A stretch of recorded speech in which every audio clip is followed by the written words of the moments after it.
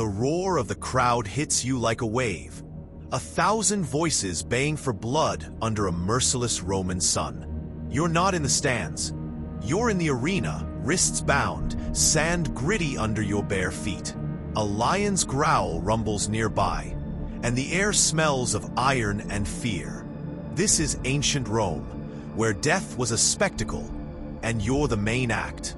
You're about to uncover a truth so brutal, so raw, it's been buried under centuries of myth. This isn't just history, it's a warning, a secret carved in the stones of the Colosseum. Stay with me, because what I'm about to reveal will shake you to your core. Don't forget to subscribe, like, and comment to dive deeper into this rabbit hole. You're not here because you're a criminal mastermind. You're here because you crossed the wrong person. A senator, a rival, even a spiteful neighbor. In ancient Rome, public executions weren't just punishment. They were theater, a message to keep the masses in line. Between 100 BCE and 400 CE, the Roman state turned death into an art form. The Colosseum, built in 70 to 80 CE, could hold 50,000 screaming spectators, all there to watch you die. You might be a slave, a prisoner of war, or just someone who didn't bow low enough. The crime didn't always matter.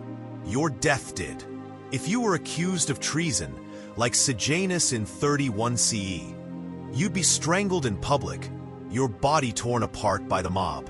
If you were a Christian, like those under Nero in 64 CE, you might be coated in pitch and set alight to illuminate his gardens. The crowd didn't care about your innocence. They came for blood. Imagine standing in that arena, their eyes on you, hungry for your pain. You're not a person anymore. You're a prop in Rome's grand show, a sacrifice to its power. And the worst part? No one's coming to save you. Step into the arena, and the world shrinks to sand and steel. The games, or ludi, weren't just gladiator fights. They were slaughterhouses for the condemned. You're not facing a fair fight.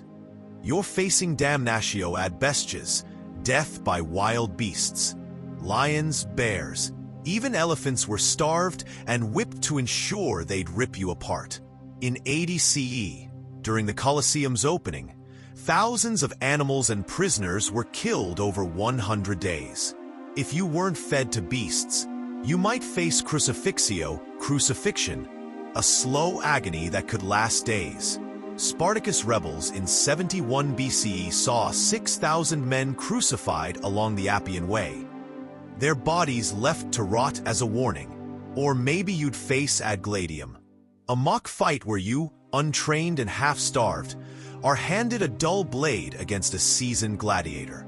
The crowd cheers as you stumble, your blood soaking the sand. The Romans called this justice, but it was control, a way to remind everyone who ruled. You're not just dying. You're being erased, your pain a lesson for the living. Feel that weight, that moment when you realize the game is rigged, and the crowd's laughter is the last thing you'll hear. But it's not just the arena. Executions were woven into Rome's streets, its forums, its very soul. If you were lucky, you'd face the Tarpeian Rock, a cliff on the Capitoline Hill where traitors were hurled to their deaths. Quick, but public, your body broken for all to see. Or you might be sewn into a sack with a snake, a dog, and a rooster, then drowned in the Tiber, a punishment called pena culiae for parricides. The historian Suetonius tells us Emperor Claudius loved watching these spectacles, his face alight with glee.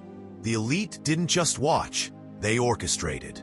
Senators and emperors used executions to settle scores, like when Caligula had his cousin Gemellus beheaded in 37 CE for coughing too suspiciously.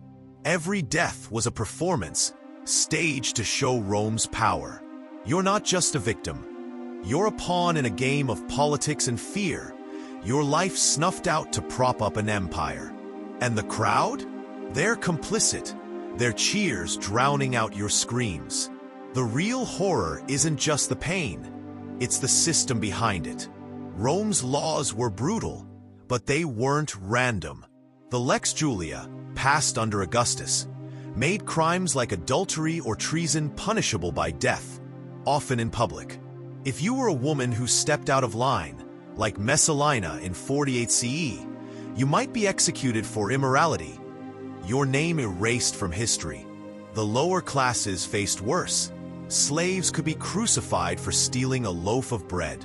The paterfamilias, the male head of a household, could legally kill his own family members without trial. Justice was a myth. Power was the truth. The crowd didn't question it. They ate it up, fed by free bread and blood-soaked spectacles. You're not just fighting for your life. You're fighting a machine that thrives on your destruction. Imagine the despair, knowing your death isn't even yours. It's Rome's, a tool to keep the empire's heart beating. And then there's the aftermath. Your death isn't the end. It's the beginning of a story Rome tells itself. Your body might be left on display, like the crucified along the Appian Way, or tossed into the Tiber, denied a proper burial. Your family, if they're lucky, might bribe a guard to reclaim your remains.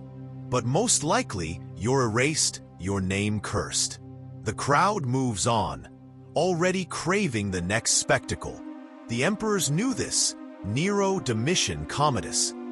They all used executions to distract from famine, rebellion, or their own failures. The historian Tacitus wrote of a city drunk on blood. And he wasn't wrong.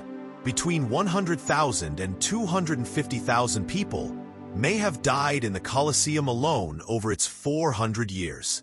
You're not just a casualty.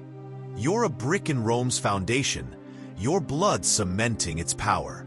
The truth they didn't teach you? This wasn't chaos. It was control, a system built to make you fear stepping out of line. So why wouldn't you survive? Because ancient Rome didn't just kill you, it consumed you. From the moment you were accused, the empire's weight crushed you. The crowd's hunger, the elite's schemes, the arena's bloodlust. You weren't a person. You were a symbol, a warning, a show. This isn't just a story. It's a mirror, showing what happens when power turns death into entertainment. Rome's legacy isn't just its aqueducts or laws. It's the blood baked into its stones. You're standing in that arena, hearing the crowd's roar, knowing you're already forgotten. Ask yourself, what's the modern Colosseum, the spectacle we cheer for today? Subscribe, like, and comment to keep peeling back the secrets they didn't want you to know.